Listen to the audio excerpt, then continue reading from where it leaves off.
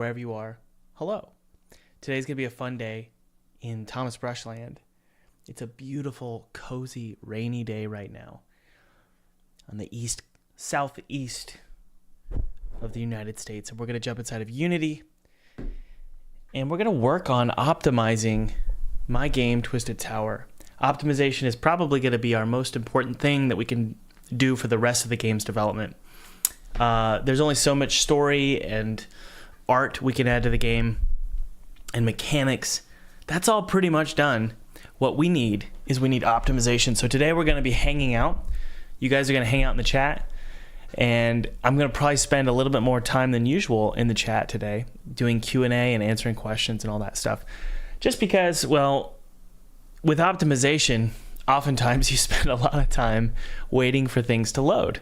So that's what we're going to be spending our time on today.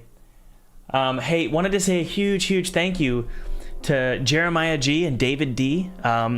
Those two especially, because those were recent new students over the weekend and today. Solomon G, Mier Y, E, Mike B, and Ethan G. Huge thank you for joining Full-Time Game Dev. And by the way, if you guys want to join Full-Time Game Dev, you can get 25% off for the next 5 days. It really depends on when you click the link, right? Once you click the link, it's going to generate a coupon code specifically for you, and that coupon code will last for 5 days. I don't want an infinite amount of coupon codes lasting in perpetuity forever and ever. So it's going to generate one just for you for 5 days. So you're going to get 25% off Full-Time Game Dev. I think I have more than, it's got to be closer to 5,000 students at this point, but 4,500 students worldwide is what I usually say. It's probably more though. 4,500 students worldwide. And look, if you want to not only learn how to make games in Godot, Unreal, Unity, you name it, whether it's 2D or 3D, you could take your pick. You don't have to learn every engine. You can just learn one. Just pick whichever one in the program. You're also going to learn how to actually market your game, hit the Steam front page, how to build an audience, build a brand, build a social media presence like I've done. You're going to learn how to secure funding from publishers, secure funding from Kickstarter, how to hit the Steam front page. And the big question is, why listen to Thomas? Who is this guy? Is this a snake oil salesman? Is this a shill? Well, some people think so. But the truth is that I've done all of this multiple times. And I'm currently published by 3D Realms for my game Twisted Tower. So look, I've done the publishing thing. I've done the Kickstarter thing. I've hit the Steam front page. I've made plenty of money off of game sales and publishing deals and platform deals and the like. I've got a nice, what do you call it? I've got experience.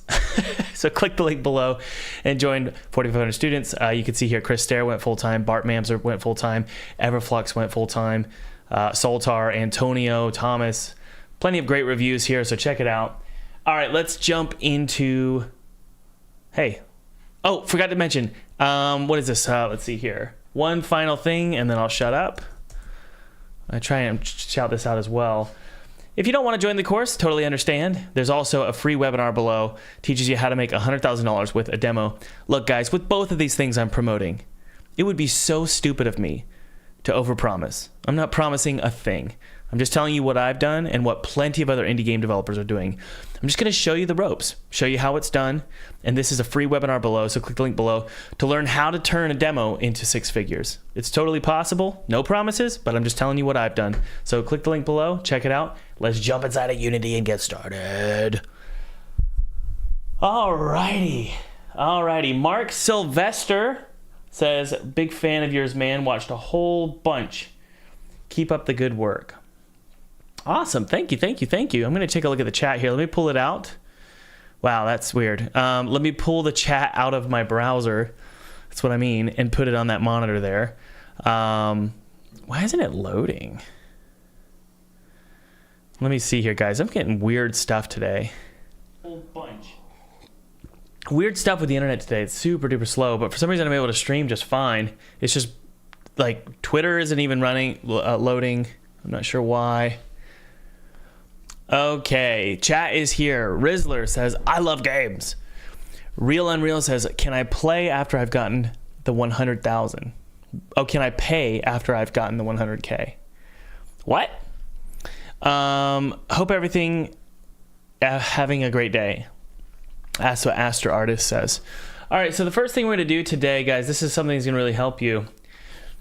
When I'm in the middle of learning how to optimize, which is hilarious because the game is done, and yet here I am trying to optimize it, which is like, you probably should have done that at the beginning, Thomas. I saw a YouTube video just now saying gaming industry is dying. Is that true? That's from Rizzler. Yes and no. I mean, it's kind of like anything. In order for something to change, it has to die. I'm just speaking out of my butt right now. But it's based off of my gut. I think everyone is like, it's so funny. People get frustrated and mad about AI. They get mad about Claude. They get mad about, and by the way, I just started using GitHub Copilot and it's awesome. They get mad about that stuff. They get mad about AI art, which I don't like AI art either. But look, it's just the way it is, guys. This is it. This is our future, and we've got to adapt and figure out how this fits into game dev. And my inclination is, man, I hate to say this because I don't believe this always, but I think with AI, a rising tide lifts all ships. I don't know. I might be wrong, but that's where my gut is. All right, let's go to our, and I'll answer some more questions here. Analysis, project auditor, baby. And several of you have mentioned this to me, including Jason Story and plenty of people on Twitter, but let's go ahead and click start analysis. Last time I did this, it crashed, but what this does is it just basically looks for red flags in your project, whether it's in your code, and this might be GPU stuff, but it might also be memory stuff. So loading and crashing and assets being way too bloated.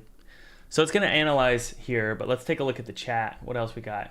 Oh, I want to add my chat box to full screen, actually. Hang on. There we go. This is cool. It looks like I'm looking at it, doesn't it? If it is done, when have you planned to release it? Well, I can't tell you that. We got a marketing plan for that. Yes, you can use visual scripting, Jason. Never optimize at the start, so you're good. Yeah. Is that what Derek, you're saying you never optimize at the start? I mean, we just sort of went with it. My theory was, how bad can it get?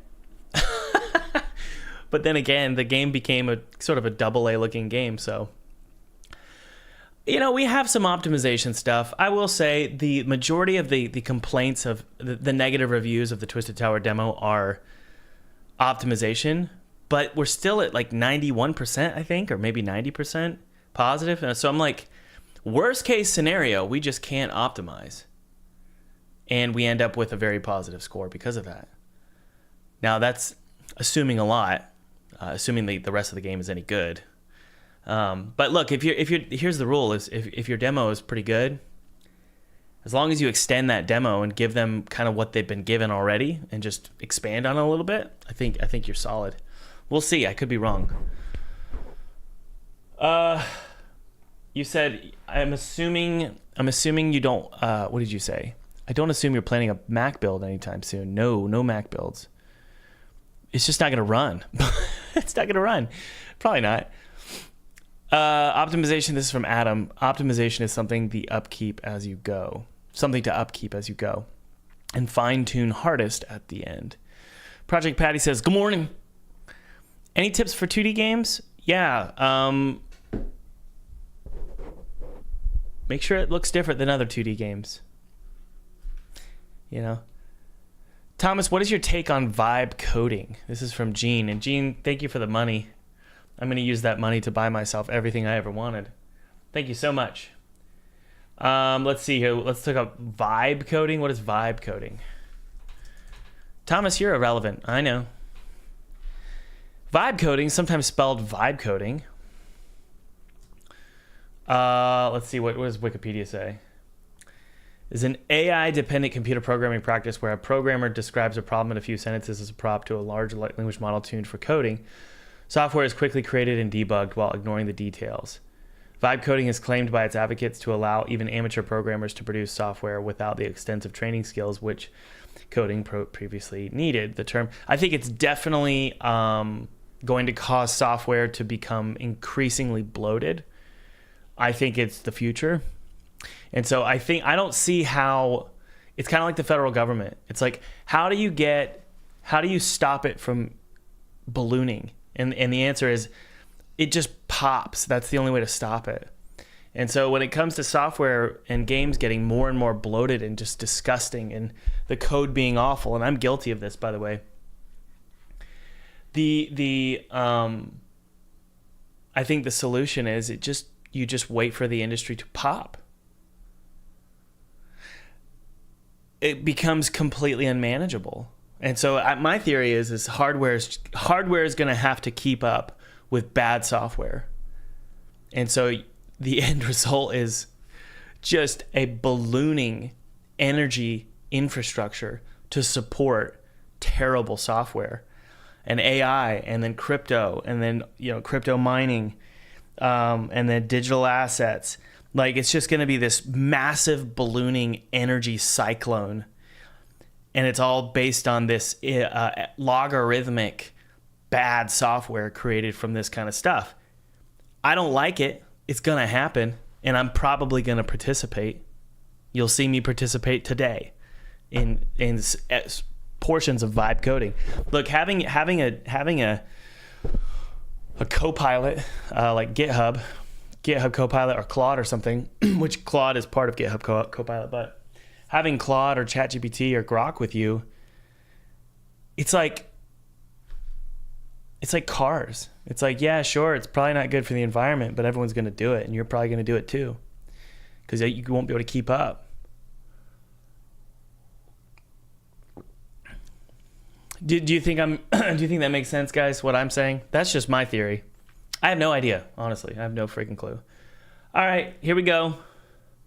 We've got plenty of just horrible issues with the project.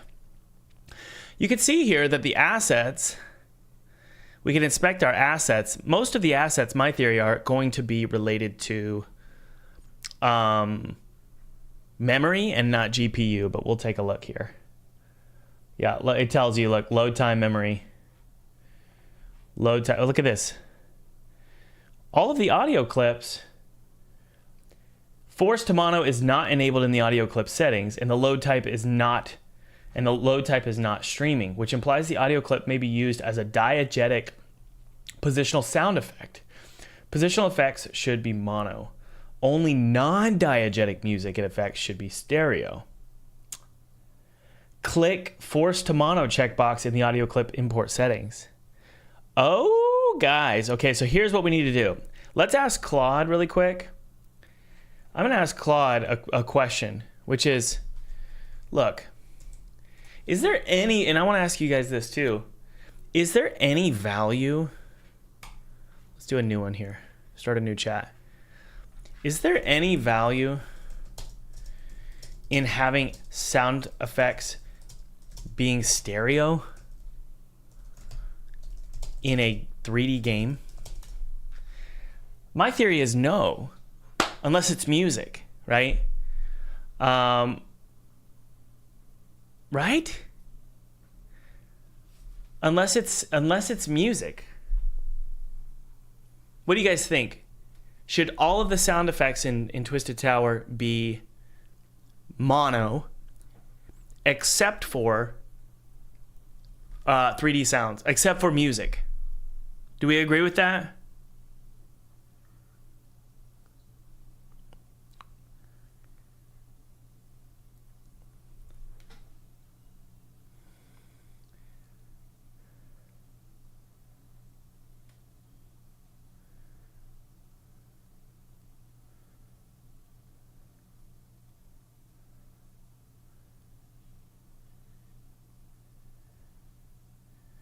Sorry, I'm texting somebody. All right. Yes, in sound engines, because we can use single clip with 2 channels for 2 effects. What? No, sounds shouldn't be mono. Why not?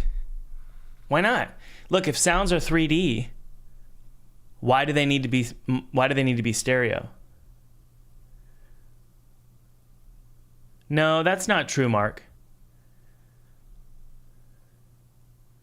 I don't agree. Mark, I don't know if I agree with you, buddy. Let's see here.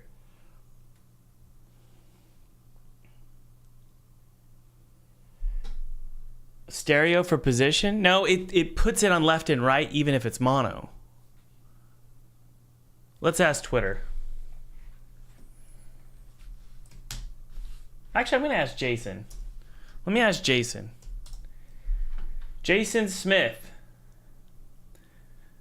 the legendary creator of Cultic. We're going to ask him. How are they 3D if it's mono? Because all it is, okay, so 3D, the way it works is, it's just going to decide where to pan the mono to based on your position. It doesn't matter. You don't get spatial awareness if you're in mono. Yes, you do. I'm sorry, I'm being really blunt. You guys might be right. I have no idea. You could still pan a mono track, yes. Why is Discord and Twitter just awful today? Like, you try and get on Twitter and it just freezes the whole... Look, it's crazy. You get on Twitter and my whole PC starts to shudder. Discord, I can't even maximize it for some reason. Okay, let me ask... that's so weird. I can't even use Discord. Let me message him on my phone. Yeah, let's figure this out. Apparently, oh yeah, I got rid of Discord because I was addicted to it. It's still stereo, yeah. You don't want. Look at what Unity said. Look at what Unity said. Hang on. Unity says the audio source. Look at this. The audio source asset is in stereo. Force to mono is not enabled in the audio clip import settings, and the load type is not streaming, which implies the audio clip may be used as a diegetic positional sound effect. Positional, what does that mean? Positional effects should be mono. See? 3D sounds is mono. Positional effects should be mono. Let's figure out what non-diegetic means. What is a non-diegetic sound in Unity? Diegetic sound is a sound that exists within the world of experience. Everything from characters speaking to the ambient sounds of the environment they're in. Non-diegetic is anything on top of the experience. Music. Okay, so let's write that down so I don't forget. Non-diegetic equals music, ambience. Okay? That's all that means. Therefore, what Unity is saying here, let's see here. What Unity is saying to me is basically implies the audio clip may be used as a diegetic positional sound effect. Positional effects should be mono. Only non-diegetic music and effects should be stereo. Bang, boom, bomb, bing, bong. What that means, guys, is if it's 3D in your game, it does not need to be stereo. That's insane. There's no point. Why? Because we're taking a mono sound and we're panning it left or right depending on the player's position. So we're going to change all of our sound effects except for ambience and music. So all of these sound effects here, and watch this, if I press Alt and collapse it, I can grab them all and just drag all the way down. Even to voiceover should be stereo. I'm going to grab all this. And then Unity is going to allow me to select just the audio. And I'm going to force it to mono and set it to streaming.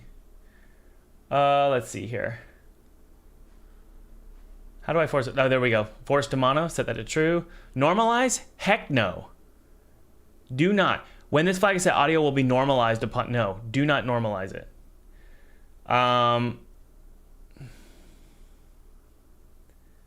Ambisonic. Whatever that means. Streaming.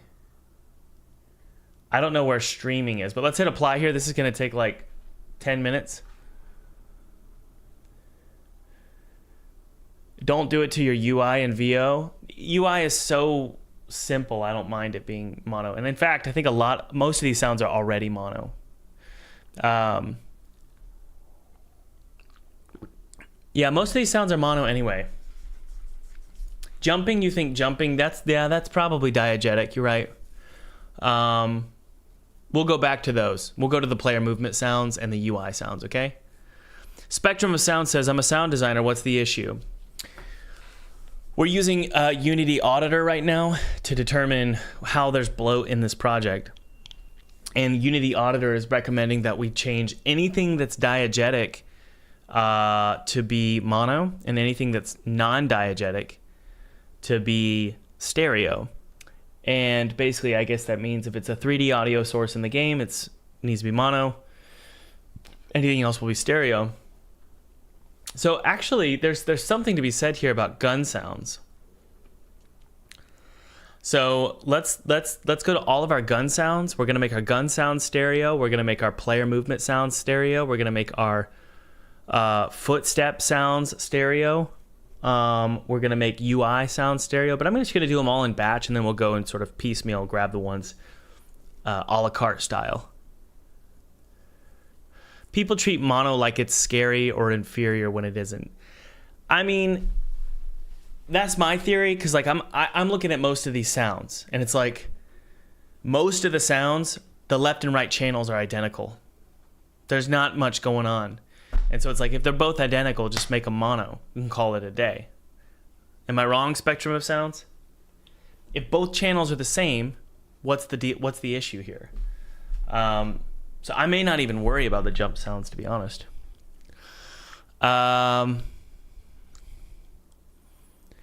Be careful if you convert stereo to mono. It could change the volume of the sounds. Yeah, it could.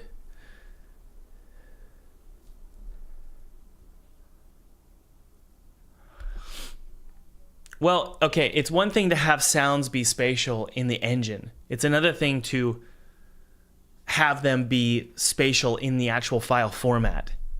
Yeah. So we've got some sounds like this one here. These are all getting compressed down to mono now.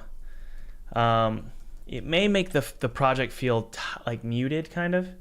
I don't know the right word. Just not as immersive.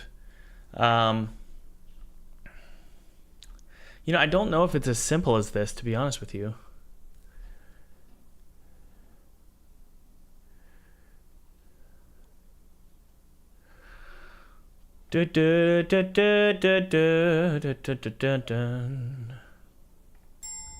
Let's hear if it sounds any different. Center play mode.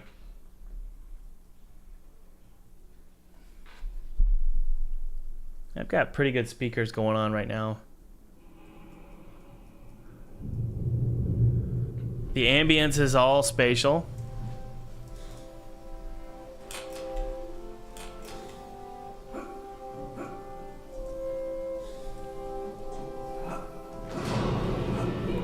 Let's turn on headphones.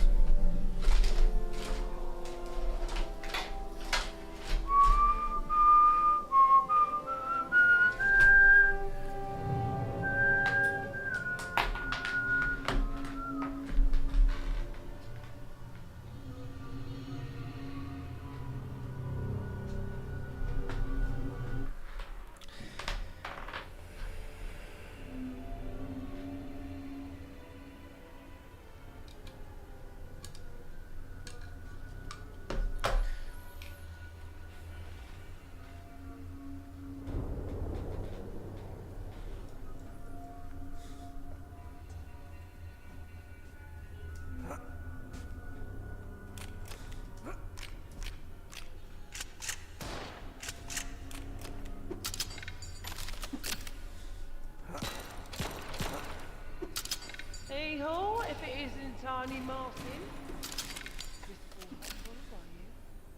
You can hear, guys, I mean, we're still going to get spatial sound. Like, she's on my left now. Now she's on my right. But that's still, that's mono still. So, the file format itself.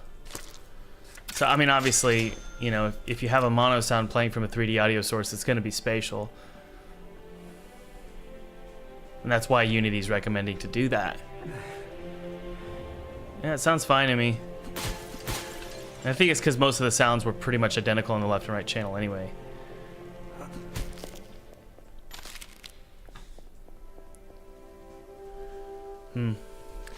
I'm tempted to do a push and then go back. Let's grab all these and go back in time, okay? We're not gonna force to mono, and let's hear it when they're not forced to mono. My theory is it's gonna sound identical. These sounds though definitely don't want to change these to mono. These are great sounds and they're super important. So I'm gonna keep these, and they're also not being played from a 3D audio source. So I'm gonna apply that really quick to the gun sounds.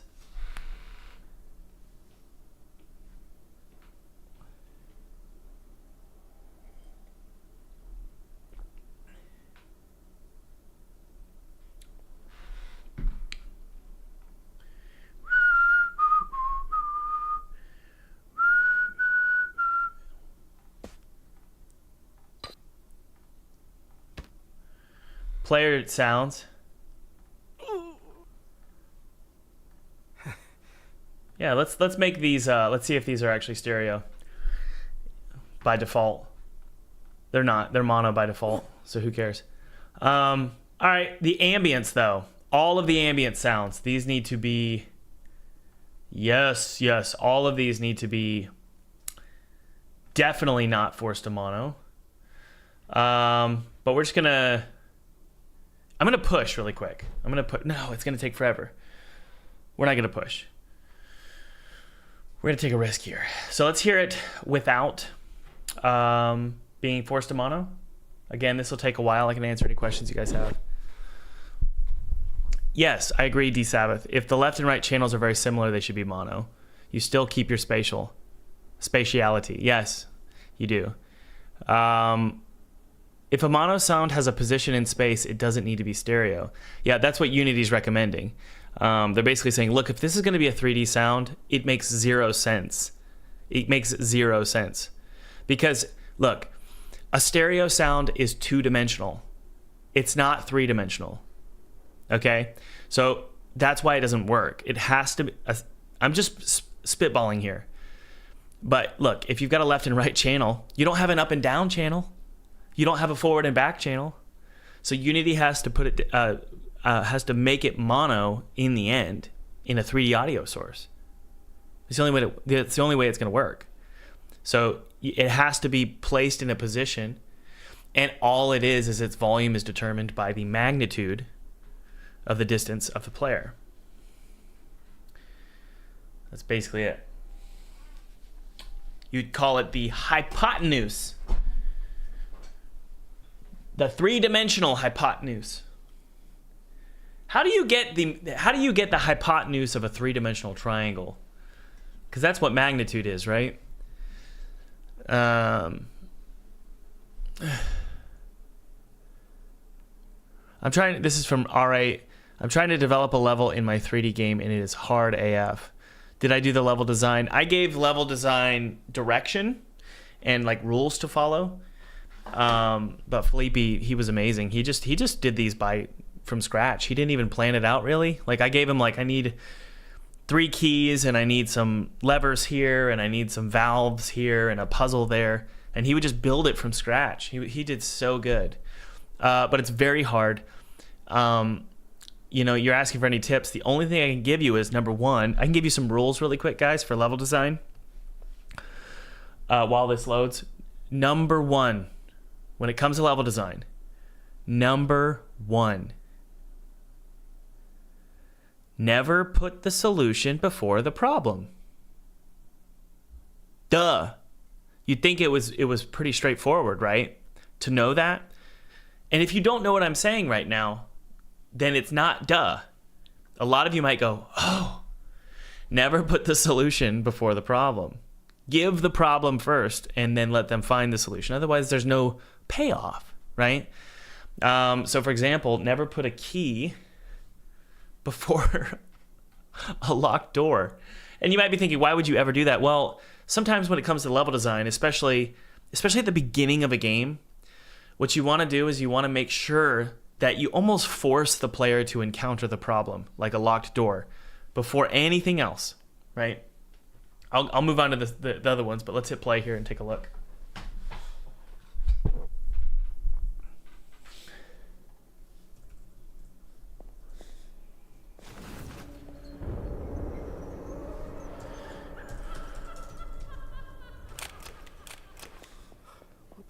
happened here?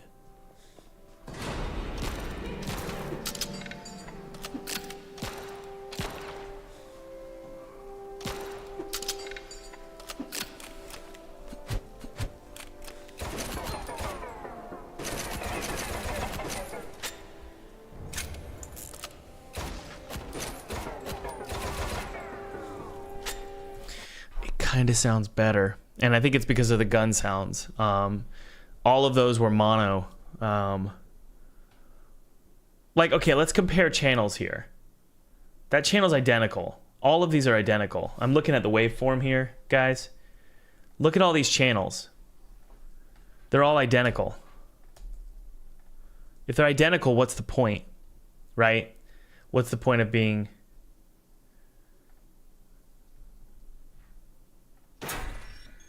That one wasn't identical. That felt really good. But that's going to be a spatial sound. Yeah, you don't want that to be stereo, because that's going to be coming from a certain location.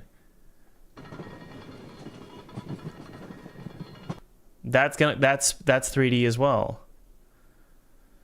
You know, I don't know if I would want left and right to be spatial, to be different for any of these sounds except for the guns. You know, maybe jump scare.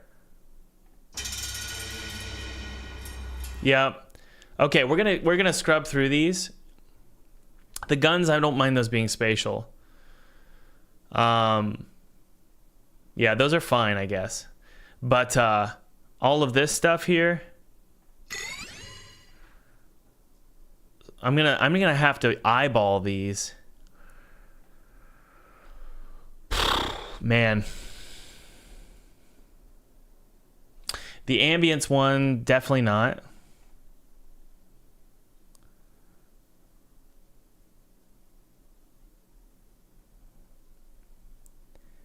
I mean, really though? Does this really matter? Look, what happens to the file size? Seriously, what happens to the file size when I force to mono? That's 1.5 megabytes. Let's just check here.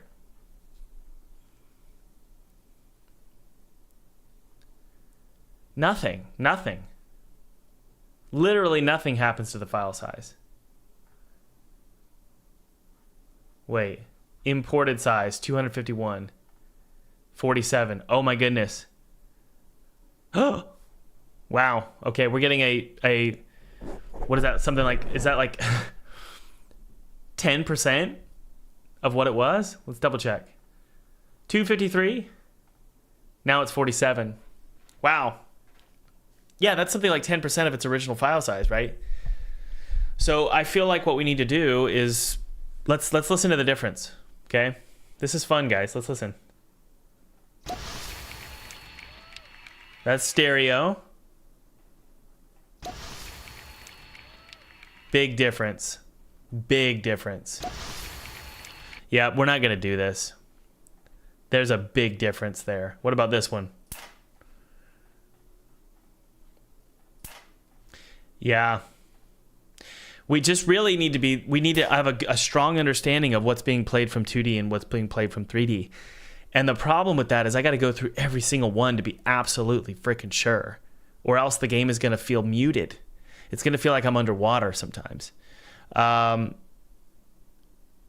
I don't really care, to be completely honest.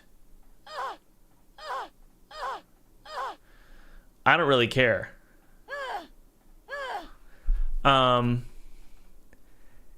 Because file size isn't really our problem. So we're going to go back to Project Auditor and tell it to screw itself. So what did we learn? What did we learn in this whole thing? We learned that what was your name? There was someone in the chat who was an audio engineer. When you combine and make sound effects mono, if they are not 3D and they're just being played from a 2D audio source, they are actually going to reduce in volume, which is interesting to me. I don't know why.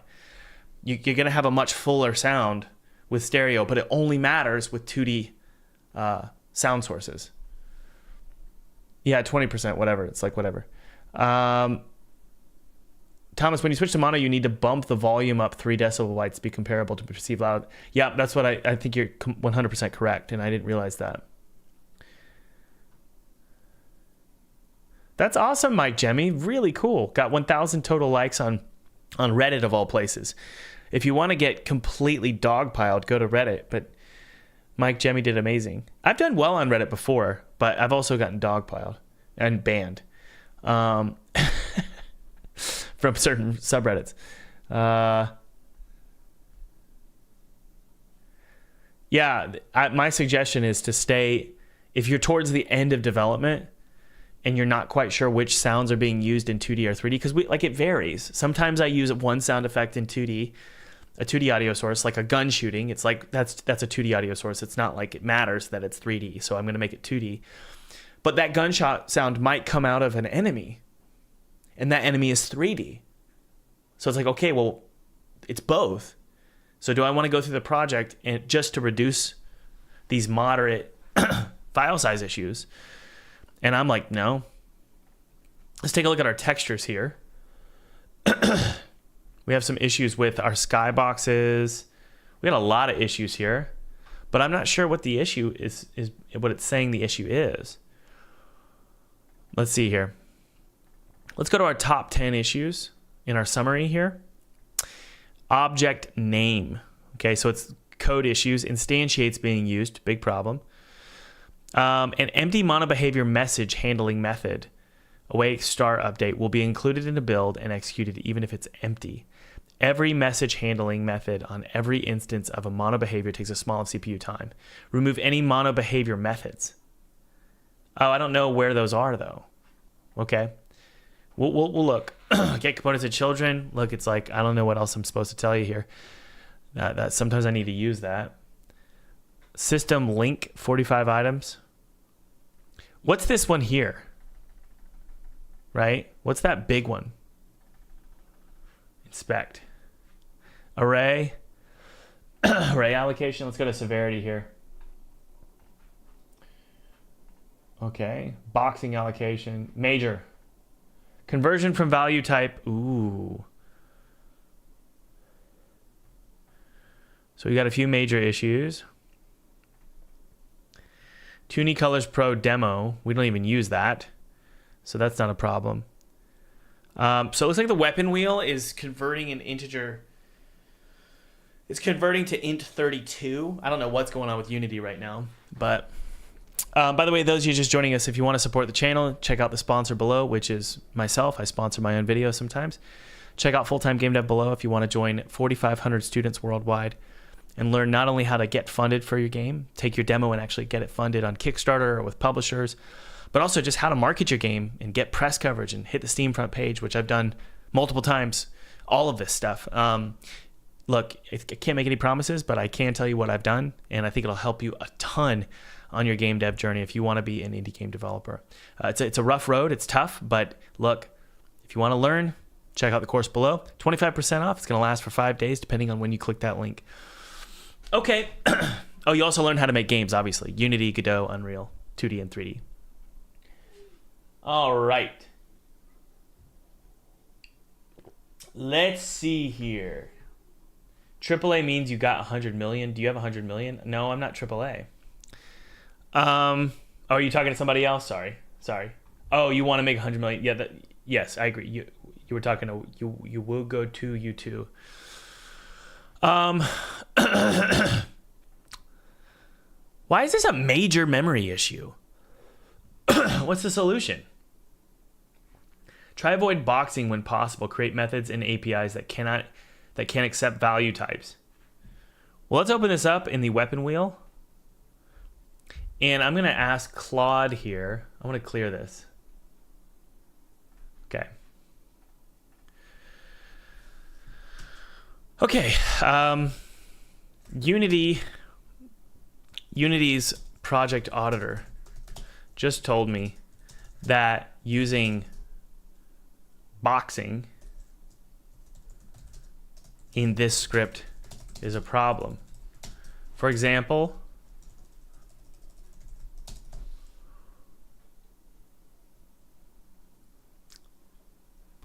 converting a value type int32 to reference type. Can you rewrite this script? Can you clean up this script so this is no longer an issue? All right, because I don't know what to do there. Sure, I'll address the issues you mentioned and also clean up the script to avoid boxing.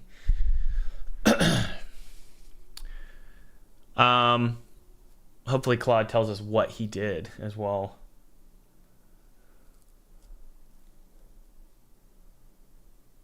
This is $10 a month. Yeah, GitHub Copilot. At least that's what I'm spending. I don't know if that's what you guys spend on it, but that's what I'm spending on it.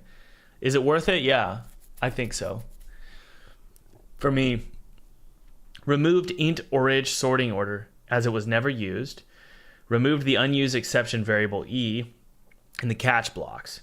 Replaced the use of math round to int and math floor to int with int to avoid boxing. Used var for local variables where appropriate to avoid unnecessary type conversions. These changes should resolve the issue reported by the Unity project and improve the performance of the avoiding boxing. Does the script do the same thing? Or are you being too clever like you usually are, Claude?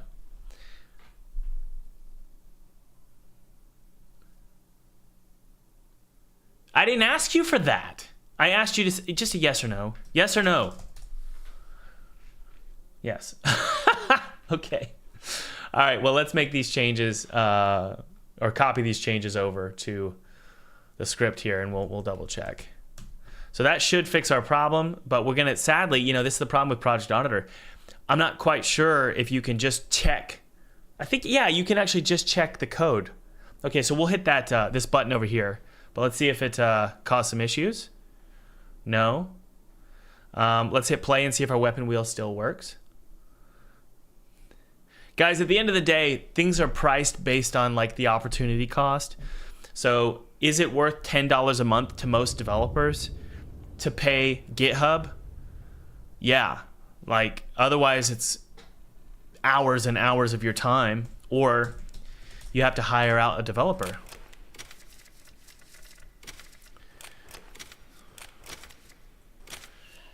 Good. Still works just fine. This right here is interesting. Where's this code happening? I'm going to tell... This is what's so great about Claude. Watch this. I'm going to copy this. And watch this. I'm going to say, look, I've had this issue. This is why I'm so excited about Claude. I just installed it today. You can just get it to fix errors pretty quick. I'm getting this error for this code. What's going on? Can you fix it? This is the new age, guys. This is the new age of making games. Sorry. It sucks. It feels gross. But it's pretty amazing. Just write the whole script so I can copy and paste it. This is disgusting. This is so gross. Now, for those of you who are curious, I don't feel... This is like using steroids, okay? It's like, let's pretend you've been working out. Let's do a poll here. Let's pretend you've been working out for 20 years of your life. And you turn 42 and your testosterone levels are dropping. Would it be fair to say, you know what? Let's use a little bit of testosterone. Let's get my energy levels back up. Let's build some muscle. Is that fair? Now, health aside, is that fair? Is that reasonable? Would you look at a 45-year-old man who's been working out his entire life and he's using TRT and would you go, that's immoral? Probably not. But with code, it's the same thing. It's like, I have been coding since I was 12. And so it's like, look, do I really need to write all this? Really?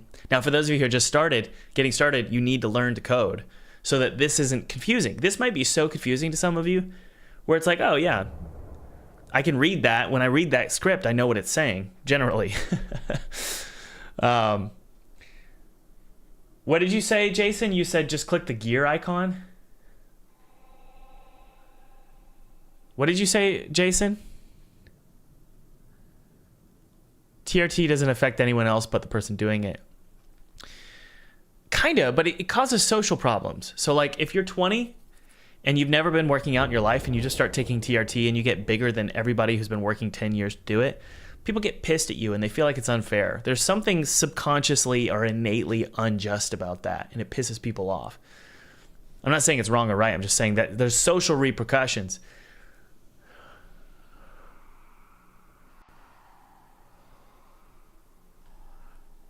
Thomas, you're working for yourself and you're also not selling yourself as a great engineer, so it's not a problem. I agree. Oh, Jason. I liked that. That was funny, actually.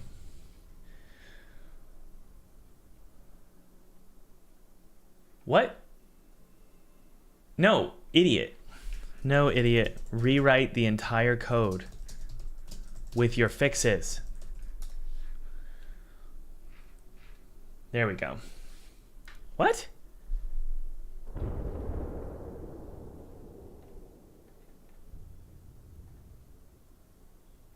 I don't get it. Locate the perform scroll wheel method in your player controller class. Change the type parameter in the read value method to vector2.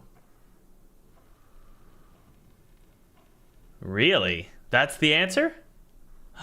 Wow. Okay. So that's performed scroll wheel. Let's go to it. What did he say?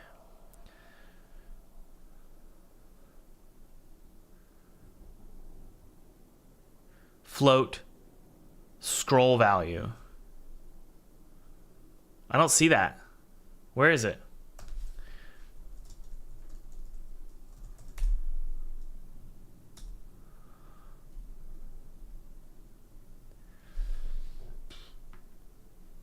I don't get it.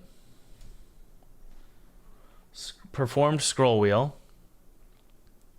Vector 2 scroll callback read value. I don't get it.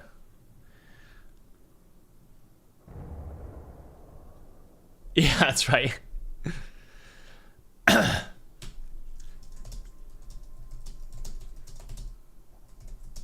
Okay, so I just want you to rewrite the entire performed scroll wheel function here.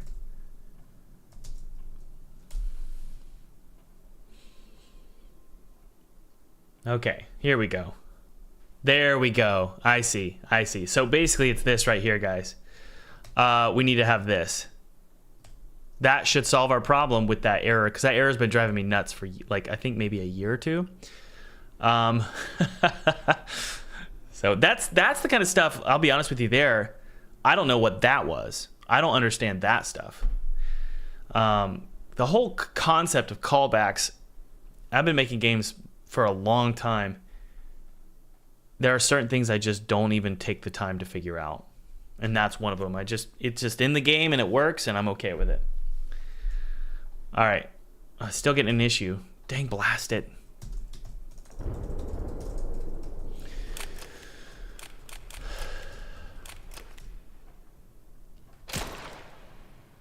Oh my goodness. You broke it. You broke it. No, thank you. So Claude broke the game. So this is one of the things we're going to learn slowly about using ChatGPT. GitHub Copilot is sometimes it wastes your time.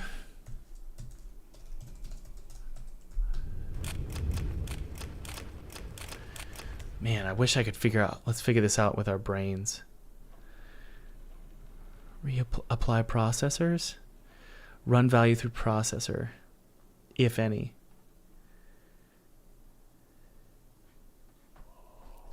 Okay. I'm getting an issue with line 2808. The issue is... I'm wondering if this is the same problem. I don't know.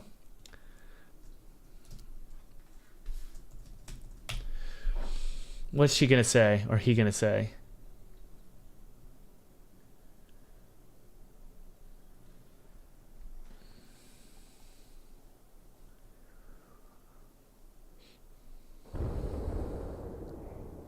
Yeah, I think it's the same solution there. So we're not going to worry about it. Let's move forward with our. We're going to analyze the issue with our code. So remember we had a code here with or an issue with our. Oh look, does it automatically update? I think it does. So do you guys remember that issue where we were using like int32 or whatever it was called? That issue, I believe, is gone. So we can redo this and take a look. This is cool. I like Project Auditor a lot. This is brilliant.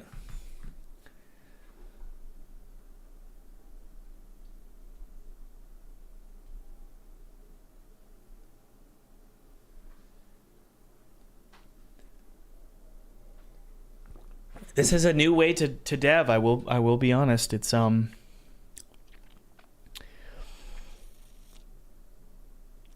think it's all relative. It's like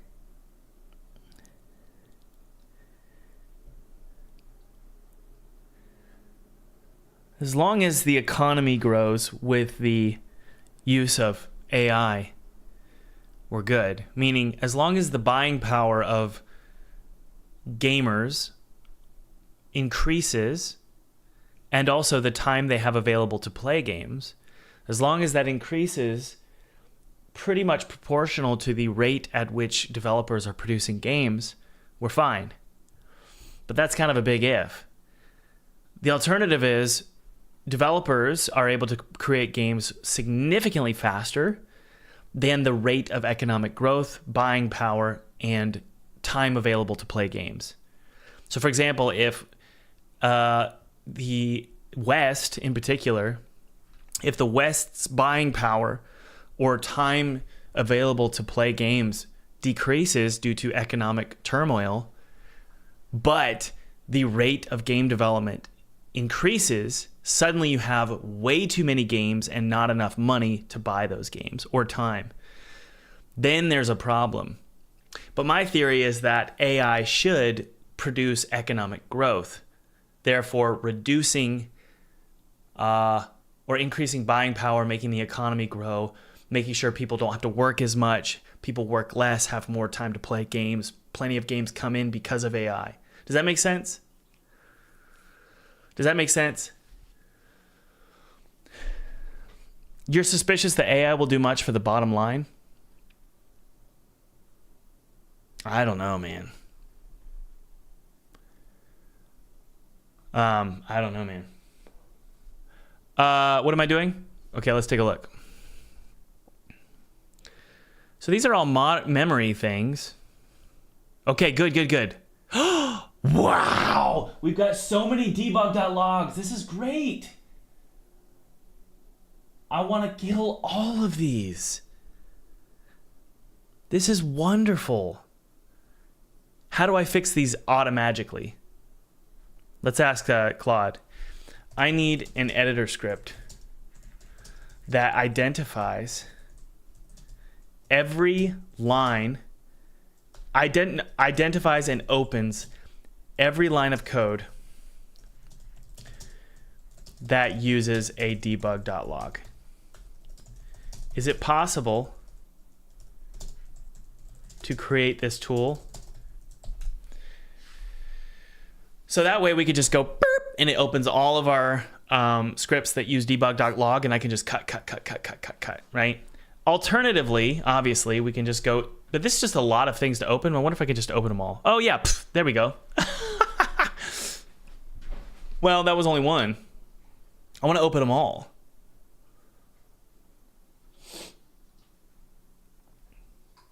If you have no job, you have plenty of time to play games, but you don't have buying power. You need both. You need time and buying power. Okay, so we can't open all of these. What does she say? Here's our editor script. Sure. Okay, we're going to go ahead and create this and put it into our editor folder.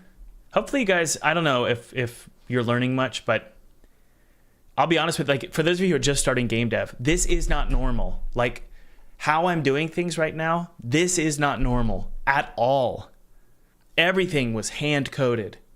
Or you'd pull them from a forum and it wouldn't work and you'd have to figure out, like, this is like exponentially faster. What just happened there 3-4 years ago, I would have had to hire somebody to do this. Hey, I need an editor script for this. So this is a big deal. What is this called? Find debug logs. So there's our script, and we'll see if this works, I don't know. So find debug logs is the script name. Let's open up Unity and see. I love, how many of you are new to game dev in the chat? Raise your hand. How many of you are complete noobs and watching this is kind of really foreign? You're not really sure what's going on.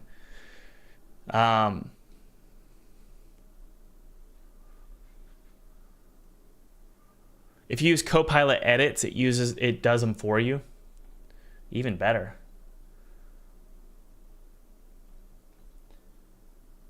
Okay, Logaswarm is new. Philip is new. Ascendiary Arcade, Logswar, Foxite, James. All of this is completely foreign. Completely foreign. It's brand spanking new. It could be a beautiful brand new baby boy, or it could be the spawn of Satan. But right now we hold this beautiful little baby and we're like, wow, it's so pretty. This is amazing. But you never know. We don't know what this is going to be.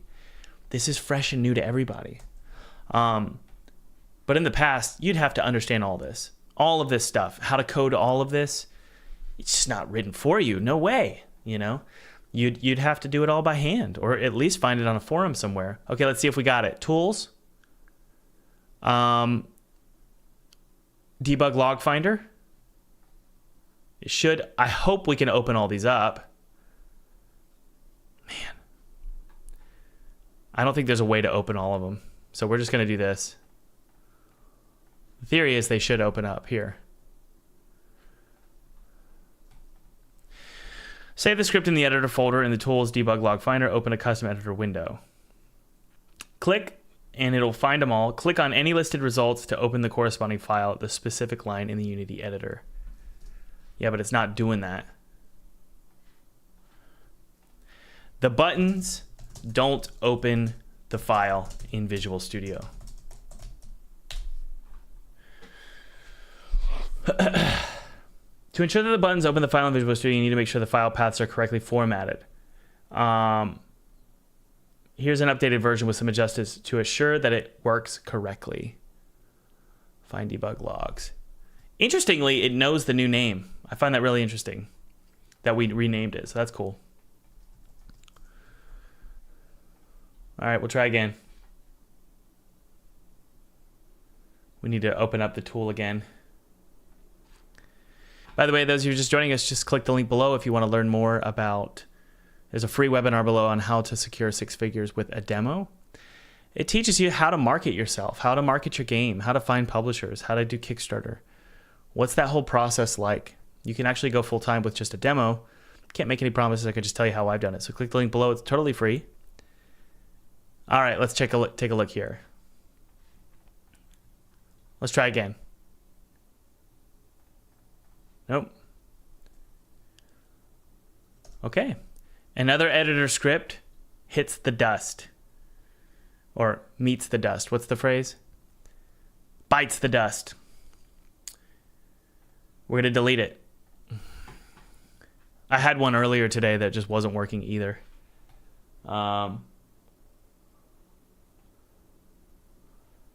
Hey guys, give a shout out to Avani Sound. Feel free to say hi. Avani Sound is a sponsor of this channel. They sponsored a previous episode. I believe did you guys sponsor Ken Levine's episode? Sponsors are great. It really does mean the world to me when we have a rock solid sponsor like Avani Sound.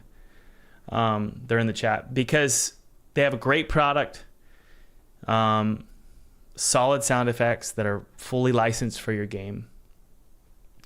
So check out Ovani Sound. They didn't sponsor this stream at all, but they're in the chat. So I love sponsors. It depends. It depends on which sponsor does what, but generally it's great because they keep YouTubers paying the bills, which is awesome. Keeps the content coming. I guess, guys, we're just gonna have to frickin' double click on all of these, which sucks. You know.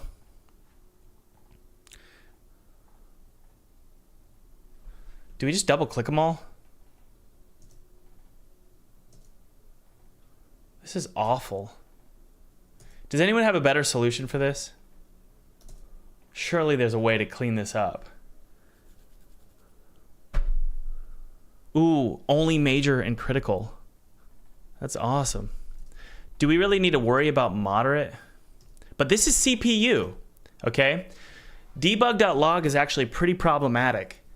So you want to make sure you're getting rid of these.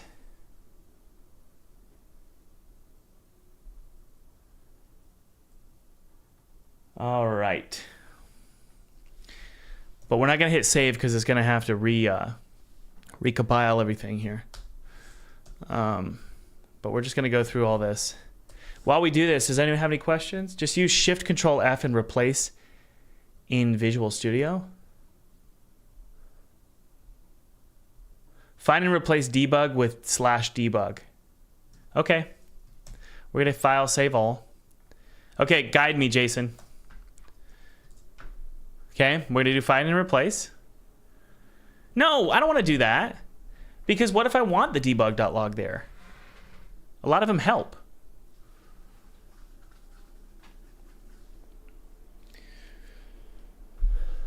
A lot of them help, guys. Debug log warning. No build settings, that's fine. That's fine. Okay, so none of the warnings are a problem. These logs are definitely problematic. That one's good. I have to just look at every single one, honestly. A lot of them are just useless. But go ahead and ask me questions, guys, while I do this, and I can clean it up. Do what Anzu said. What did Anzu say? For each file, hit Control F down arrow and replace every debug with no, because I need to look at every single one, honestly.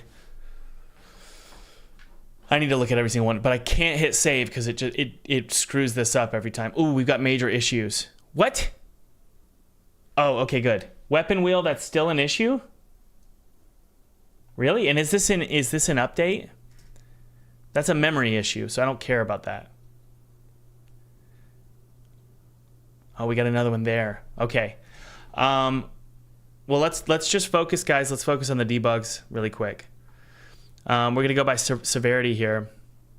There's actually not a lot when I look at it now that are going to cause issues.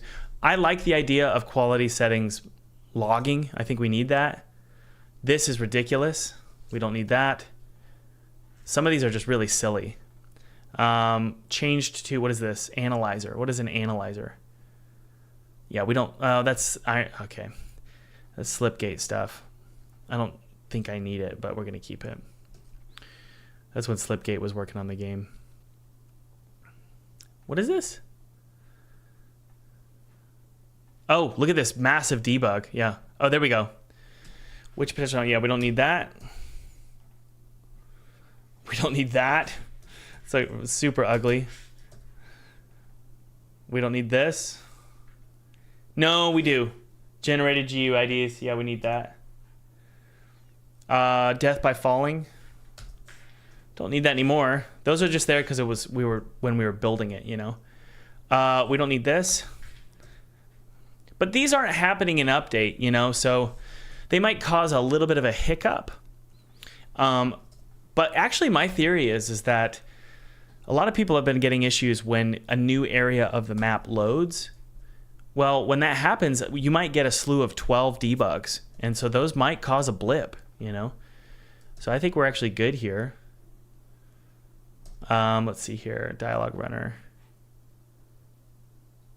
I think we're good. I'm going to hit save all and see what kind of reduction we get here.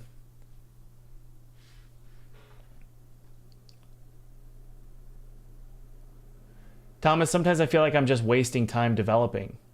You might be, Camille. That is, guys, it's like in a way, sometimes I feel like this channel is teaching you how to, mine crypto. It's like, of course it's a gamble. Building games is incredibly risky. If you really got to know what you're doing if you want to convert it into money. You just have to be okay with wasting time.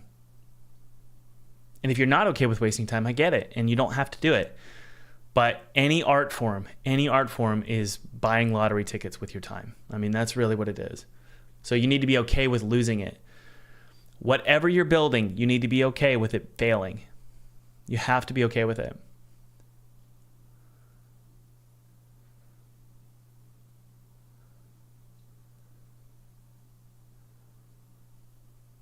Yeah, you might be right, the Eagle Dev. VRAM is a huge issue with loads of textures. Yeah. Okay, let's see if this fixes it. What kind of other issues do we got with the debug log? Okay, we have a few moderates left. Nope, they're still there. I don't know why. I think I need to Yeah, let's do it again. Here we go. Bing! So I believe that that only checks the code. That little refresh thing, it only refreshes the code for Project Auditor. Thomas, how many programmers did you hire for this project? I had 3 on it at one point. Now it's just me. That's from Matt. Yeah, I think last year I had me, AJ, and Gordon on the project. And then also, I think his name is Jose. He was on it at one point as well. The reason I don't know his name is because I barely worked with him. He was working with Slipgate. Okay, we got a few more here. Generate GUID, we want that. Damage entity, take damage. Heck no, we don't need that. Debug.logs, they are not friendly. Isn't that funny how logging something is problematic? It's just so funny. So we're just doing, guys, what we're doing is this is basically low-hanging fruit. When it comes to optimization, I think low-hanging fruit is a good approach. It's like, look, if you can kill these debugs, absolutely kill the debugs. This is an update? Are you kidding me? Oh, that's if debug me is true. I don't like it though. I'm gonna at least comment that out.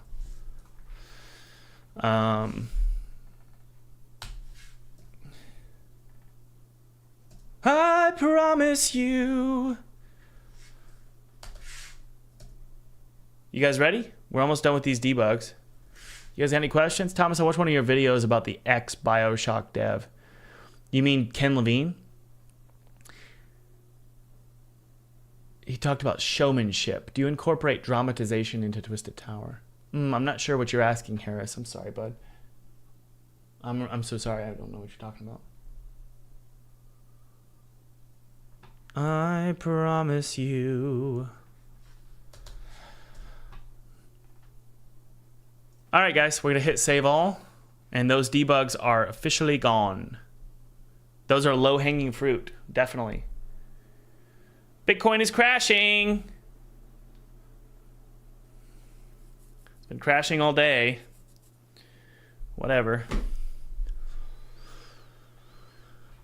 Okay. Thomas, is it normal to have to debug so much if you paid 3 people? What? I'm not sure what you mean by that. Is it optimal to do it yourself considering you'll always care more about your project than someone else? Well, no, because sometimes you have to just get the project done. You know? Sure, this project might be, I don't know, the way I would do it, and I would be happier with the code if it was just me. But sometimes you have to just get it done, and you need people to speed that process up. Okay, let's take a look here. Yep, these are all fine. Good. Get build settings, update title instances, random instancing. That's in the nav mesh components. I don't even use that though. So, all right, let's take a look, guys, at our major or critical errors. Oh my goodness, this is wonderful. Mono behavior method fixed update is empty. Wow. Let's close this. For some reason, I'm going to close all these. This is great. Low-hanging fruit, baby. Low-hanging fruit. Delicious. Looping sound trigger. Look at all these empty updates. I did not know this was a problem. Did you guys know that? Did you know that empty mono behaviors are a big problem? I had no clue. Low-hanging fruit is my favorite thing. Low-hanging fruit is my favorite thing. Low-hanging fruit is my favorite thing. Click the button and get rid of it for me.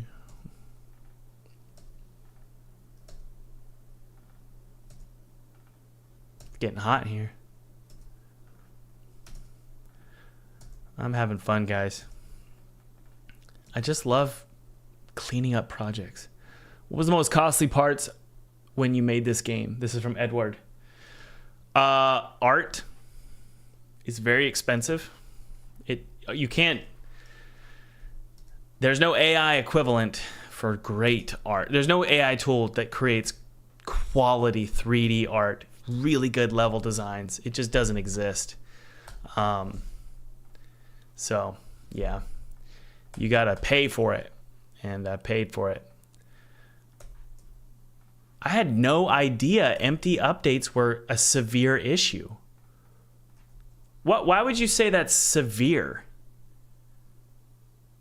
An empty mono behavior message handling method, for example, awake start update, will be included in the build and executed even if it's empty. Every message handling method on every instance of a mono behavior takes a small amount of CPU time. Okay. I just don't know if it's like as severe as Unity thinks it is, you know? But let's kill, we need to actually kill start as well. Yeah, we don't need start. What is this? Options header controller, whatever that is. Do you guys agree with that?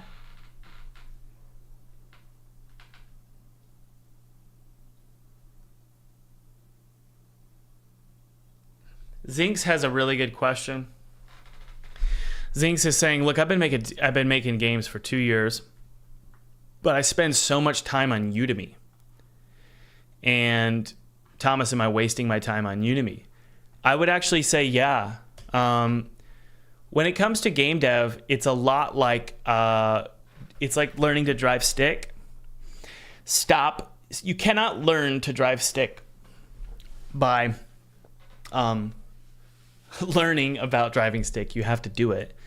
When it comes to making games, I mean, it's not an equivalent example, but there's something really, really magical that happens when you make games for yourself. Like, for example, you want to make a cool idea. Like, Jason, I know you're doing that, where it's like you have an idea in your head for a game and it motivates you and it pushes you to solve problems. There's no better way to learn how to make games than to make something you want to make. And that pushes you past the finish line, and it also turns you into a problem solver.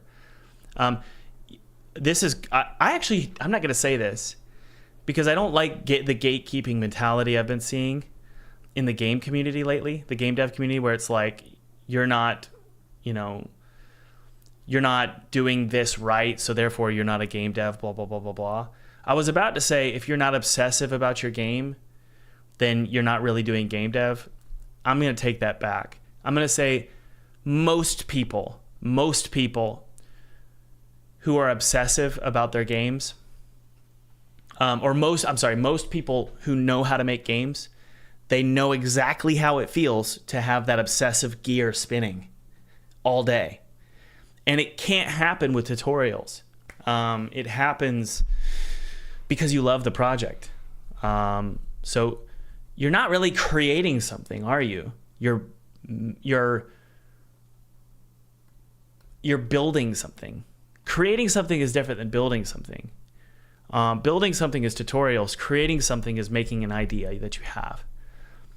Jason says, dude, it kept me up 2 hours last night after having a massively beneficial session developing. Yeah, exactly. It's not really good if you're a parent, honestly. Jason, do you know what I mean? Or a husband, you're just like, hello, where are you, Jason? All right, that's great. I'm gonna hit save all for all this. No, I already did. Any errors? Guys, look at what we're doing here. We're just getting rid of all these severe issues. Which is great, you know.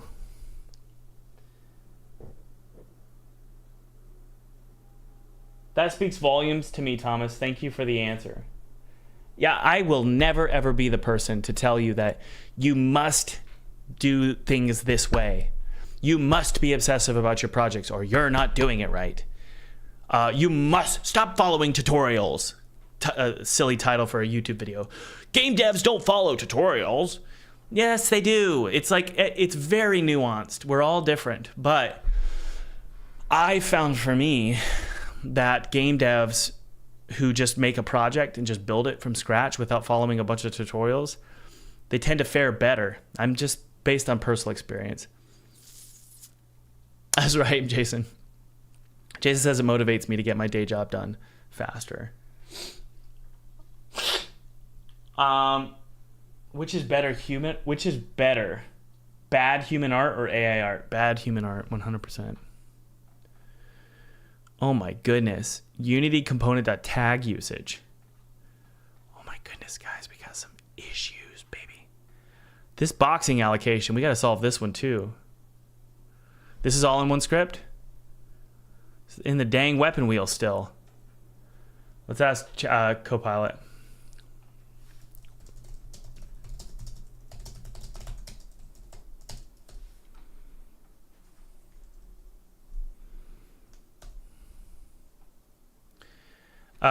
Unity's auditor tool is telling me that I'm still using boxing in this script. Can you fix it? Here's the message. It's telling me. Surely we can get rid of this.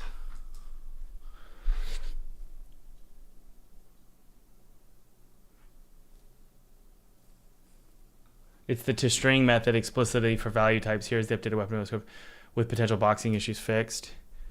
168, 168, 172. For clarity, it's saying the issue is in 168 and 172.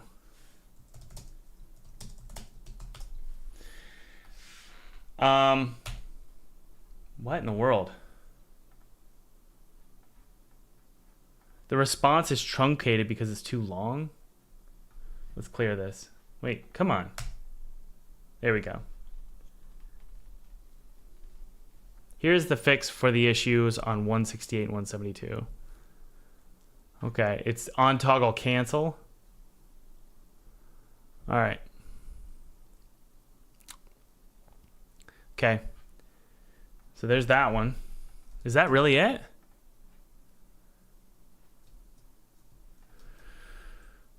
Ugh.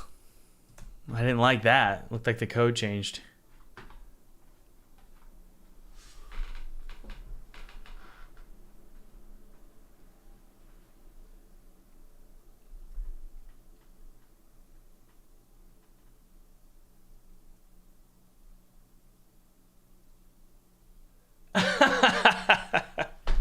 Jason just went straight to the hypocrisy of it all. Real game devs don't plug their PC into wall outlets. They go into the woods and invent electricity from scratch.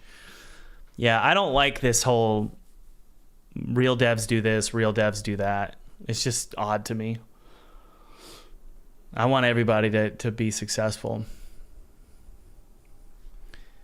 And I want everybody to be able to do it, you know? Guys, I was everything that a game developer shouldn't be. I'm bad with numbers. I'm bad with schedules. I'm bad with gameplay. I'm bad with mechanics. I'm bad with balancing. I get distracted easily. I'm insecure. Yet I just really wanted to make games, and so I didn't feel like I fit myself into a mold, and so I didn't feel like I fit into a mold to make games. I hate game shows like GDC, PAX. I can't stand that stuff.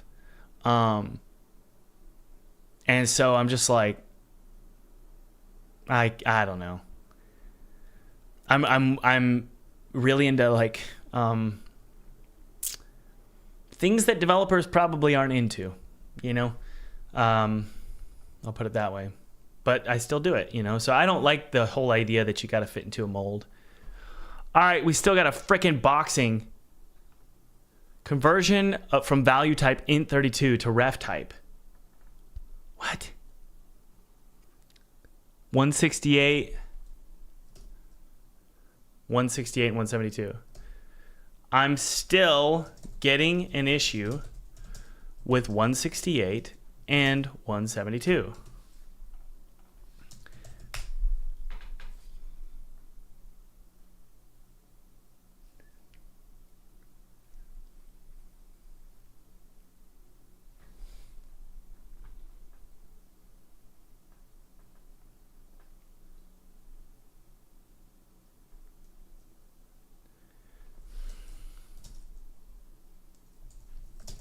No, dummy. Auditor is saying I'm converting from int 32 to ref type. I don't want to do that. Oh, isn't this when the weapon wheel stopped working? Isn't that what happened? I'm not sure. No, that was something else.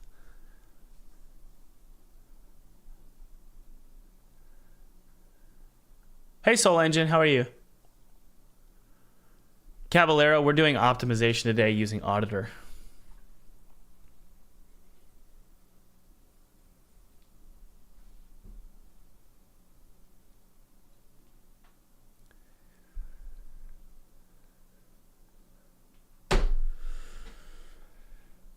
Okay.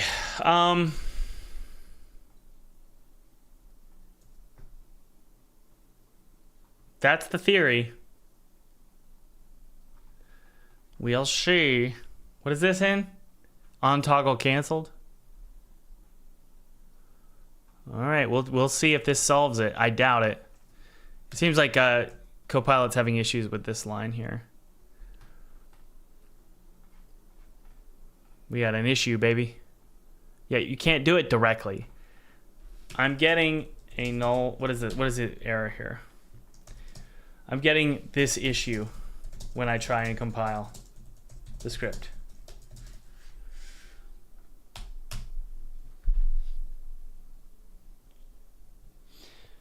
Given the error message seems like change weapon method expects an int as an argument, not a string. Let's update the code to pass the correct type. I have a feeling this is going to be a dead end, but we'll do it anyway.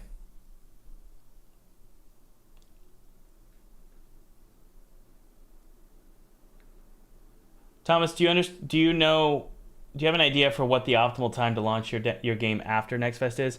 Do you mean, Anders Edge, I believe what you're saying is, okay, let me try and answer that really quick. But let's see. Okay, that's good, but let's double check this. I'm gonna let that run, and I'll tell you what I think. You said also, what's better, wait till Next Fest to launch the demo, or launch the demo way before Next Fest to do a bunch of festivals? Well, Next Fest is, on average, it's gonna, I think most people will get 1,000 to 10,000. I fared better, and it's because I have this big channel, and also I really do think my game it's rock solid. I think it's a pretty solid game other than its performance, its optimization. So it's a good game, and people really liked playing it. But most people are going to get 1,000 to like 10,000 wish lists. So is it like super duper worth it? I guess. So yeah, launch your demo at Next Fest. According to Chris Sikowski, wish lists don't really get cold. So some people say launch your game 6 months after so that your wish lists stay warm. Chris Sikowski would argue that it doesn't matter based on his data. I actually believe in my gut, just my purely gut, that wish lists do get cold. So that's what I believe. I'm not going to say it's true though. It's not based on empirical data. But look, email lists get cold. It's just what happens. So I don't understand why a wish list would be any different. Okay. We still have boxing allocation issues.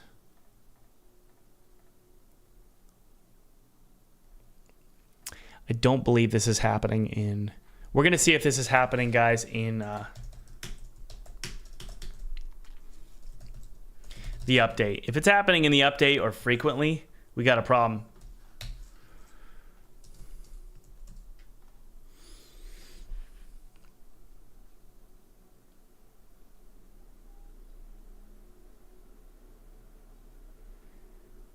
What's the physics update frequency in your project? The base physics update is unnecessarily frequent. We'll take a look and see if that's an issue. But let's hit play here. Yeah, there's a lot of things we can scrub through. Oh my. Okay, yeah, it's pretty infrequent.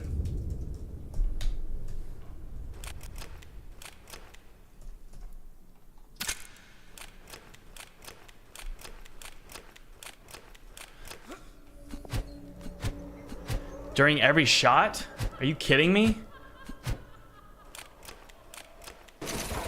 Oh my word. That's crazy. It's during every single shot. It's outrageous. Because it's adjusting the ammo text. Man, let's figure out, guys, we got to figure out the solution here.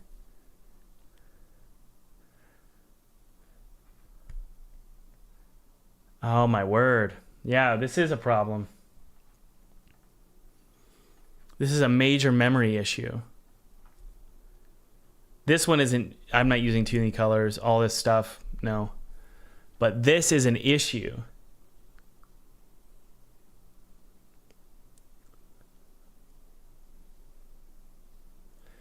Boxing happens when a value type, such as an integer, is converted into an object of reference type. This causes an allocation on the managed heap. Wow.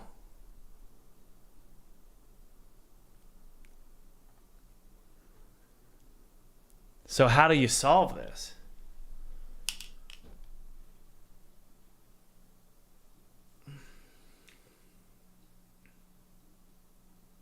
Okay, I'm gonna see if chat if Grok has a solution for me, and we'll go from there. Okay.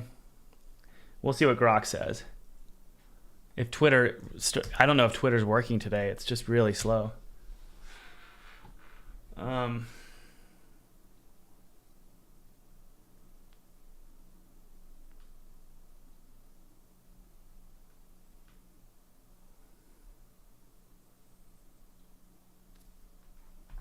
Yeah, it's just freezing up on me.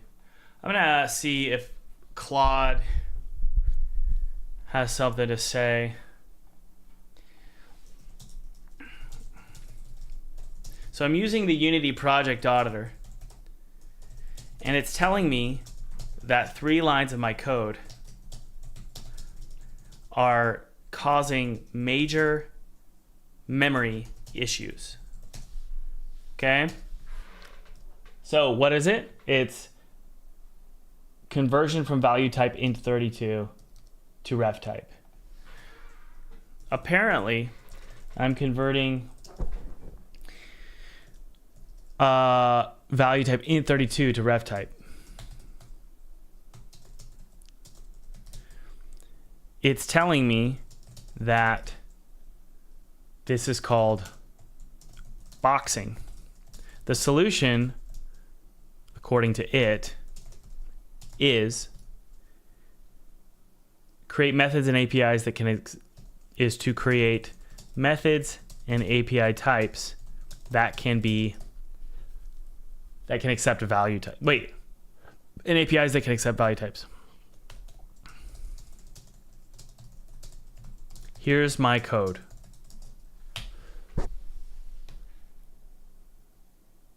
Okay, what's going on here?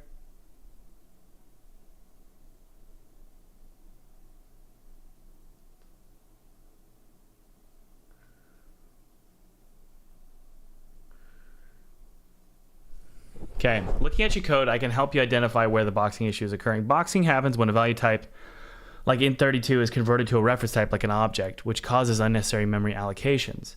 In your code, the boxing is occurring in these string interpolations. Good, correct. When you use string interpolation blank, the compiler is implicitly boxing your integer. Here's how you fix it. It's basically using toString.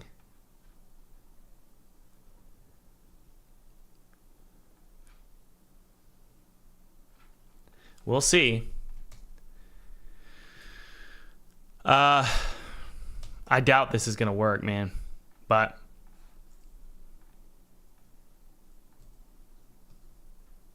look, I don't know that it's going to work, guys. But we'll give it a go.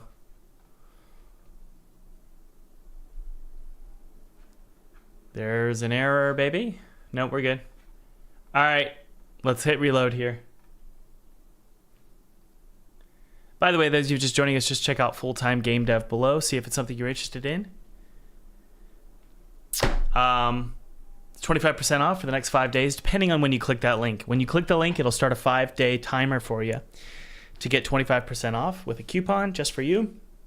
You'll join 4,500 students and learn how to not only make games in Unity, Godot, or Unreal, but you also learn how to actually get funded with your demo. I can't make any promises. I can just tell you what I've done. You know, I've taken a demo and turned it into 6 figures.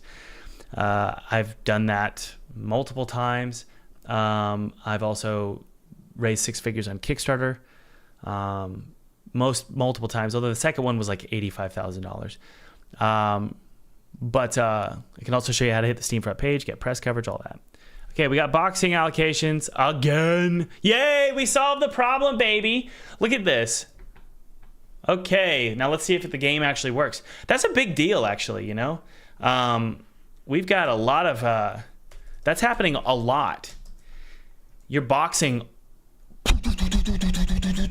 Every time you shoot the button. You don't want to box when you're clicking the fire button. We do not want to box. That can get exhausting.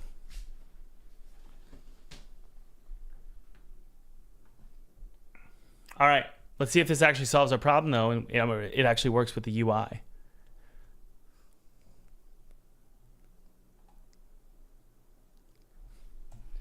Isn't that funny how Claude figured that out?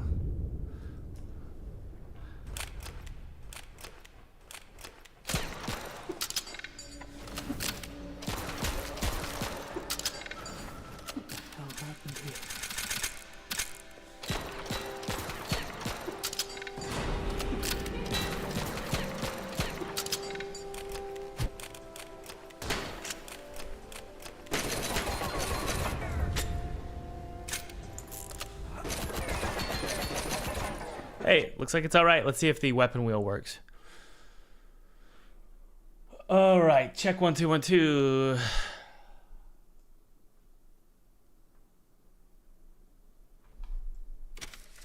Good.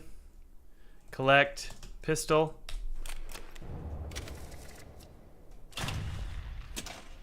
Good. Okay.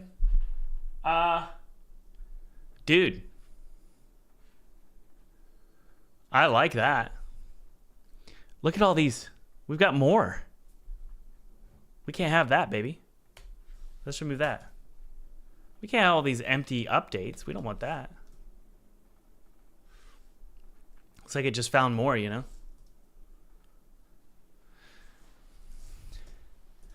I'm going to make this project really, really fast.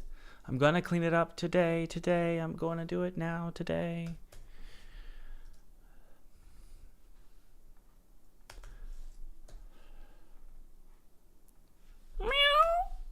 Got it. Got it. Got it. I feel like I'm taking out the trash, you know? It's a nice feeling. Or cleaning up a house. One of my favorite things to do, me and my wife really like to clean. So we just clean. It's a nice little hobby.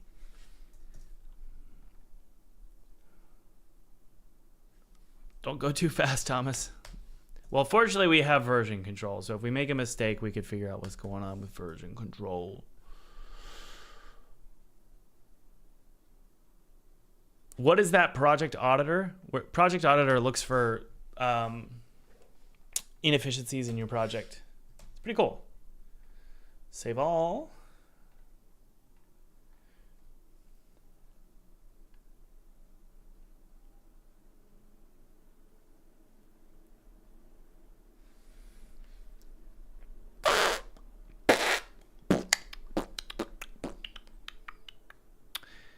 All right, we got rid of those. What is analyzer?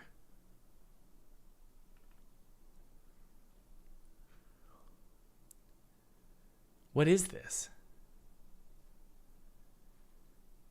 Slip iron. I don't need that. Whatever this is, and Slipgate has this package thing in here. Or this package in the package manager that I want to get rid of. We're not working with them anymore. Yeah, let's get rid of this trash.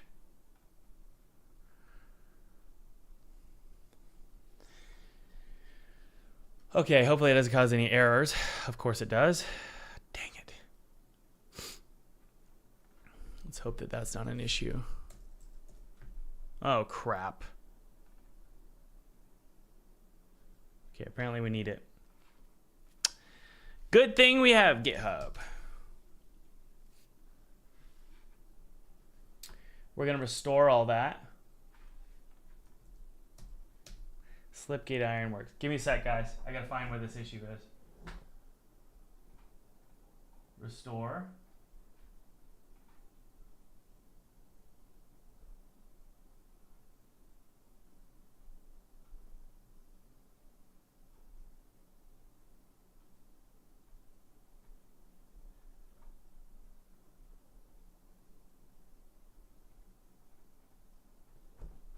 That should bring it back.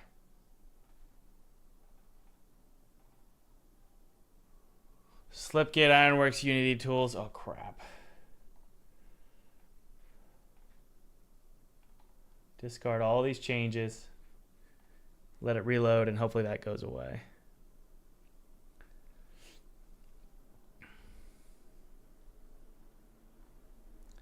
Crap.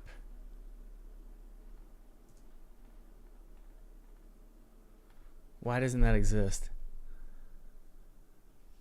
Okay, I think I know what's going on here. I'm going to go to a backup that I have.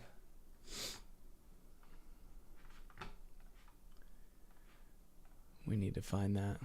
So apparently we need that because the save system is linked to something that Slipgate did. I don't know what it is. Twisted Tower backup March. Yay. Okay. So it's in the packages. com.slipgate ironworks. Goody. Okay. So I still have it in a backup, so we can put it back. Please God. Shoot. Okay, it's okay, good. The folder's empty. And now it's not empty. Okay, good. All right. Let that reload.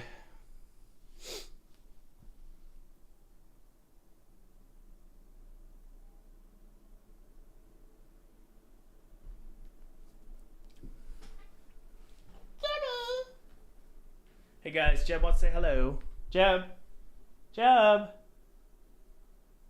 Jebby. Okay. I had deleted code in animation trigger. Try Control Z. I did. Let's take a look. Animation trigger.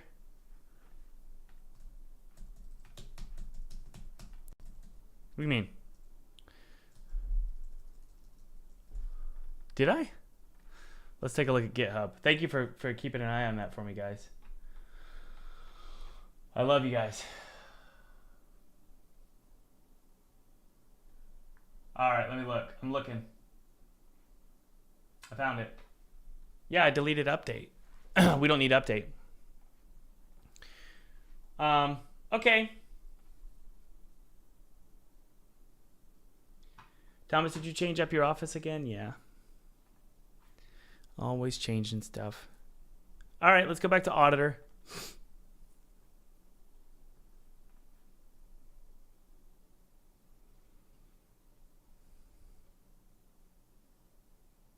I can't find it. Wait, what?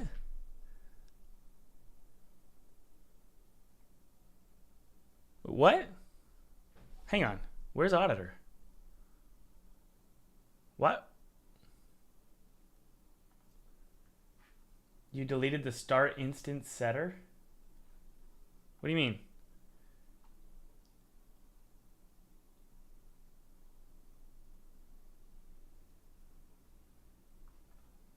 In what? What line of code was it?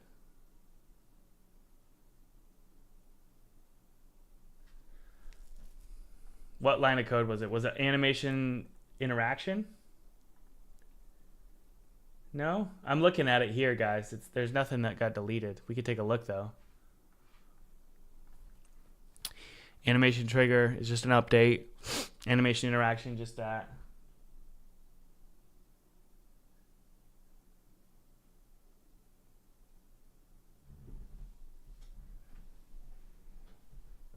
You want me to make my posture better? Okay.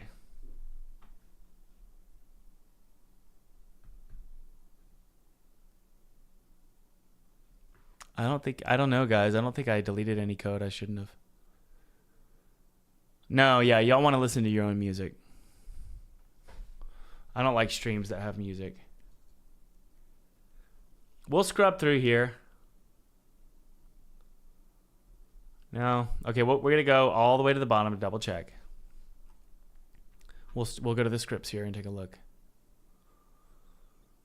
Granted, I'm frustrated because I cannot find the project auditor. The project auditor is gone. I know why. We need to go to packages, Unity registry. We need to actually just paste it. Okay, so one of the things about project auditor is it doesn't show up for some reason in the package manager. I'm going to tell Claude, give me the, yeah, I deleted it because I did something in GitHub. So we don't have project auditor anymore. So let's get it. Give me the git URL to install the, I'm sorry, I'm sniffing, guys. I know it's gross. Project auditor, Unity project auditor package.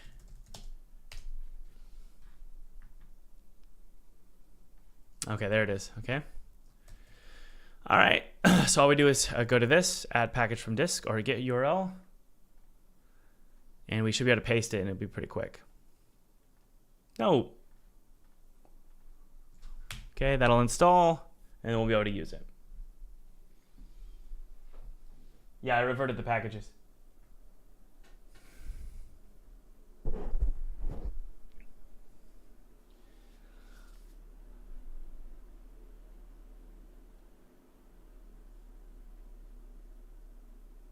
Alex, you said you swear you saw the instance get deleted. Okay. Well, I mean, we'll take a look, but I don't think we removed anything. Okay. Well, let's go ahead and open up our. I guess we need to update it. We'll see.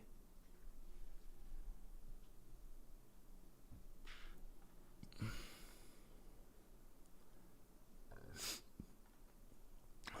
sitting here burping. Sorry. All right. So we've got lots of moderate issues that we're going to need to look at with the assets. Project setup, interestingly, object name. Apparently that's a problem.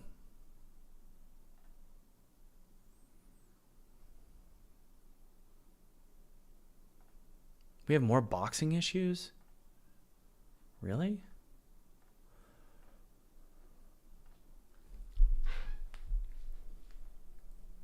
And whichever one of these are happening in the update, I think it could cause a real problem. Again, low-hanging fruit, guys. It's like this may or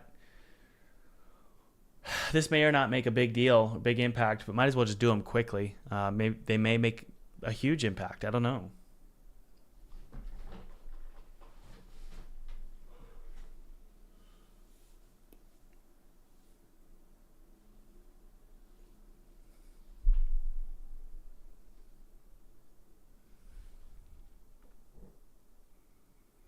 Okay, good. We only have 4 items that are boxing. Get current animator clip info. These are all memory issues. They're not CPU issues. I'd rather focus on the CPU ones. Send message. That's disgusting.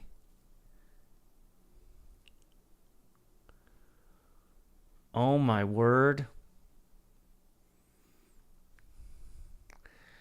I'm sure this better not be. I'm going to double check and see if this is in the update. If this is in the update, we got a problem.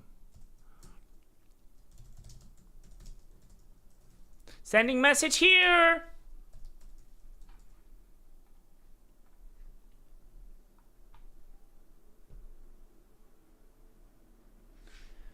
All right. Let's hit play. We're going to see how often this debug occurs. If it's all the time, we got a problem, baby.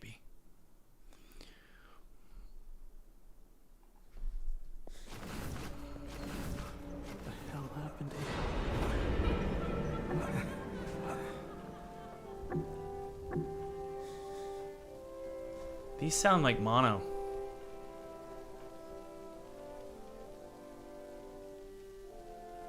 No, we're good.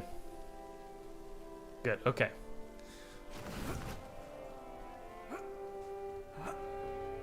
Okay, it doesn't happen like ever. Yeah, it doesn't happen ever. So it's not a huge problem. Yeah. This is really for...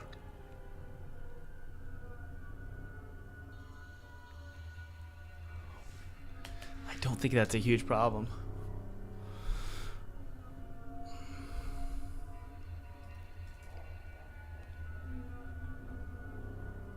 I mean, what is the script here? I didn't write this.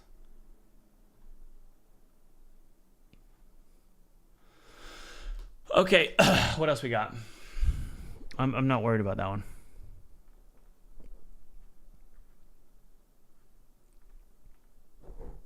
I don't use that. Ground fitter movement, I don't use that.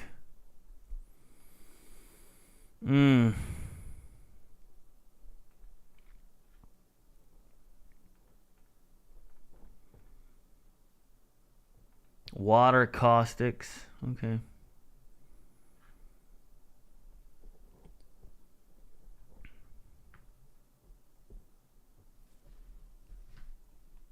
Okay. Give me just a sec, guys.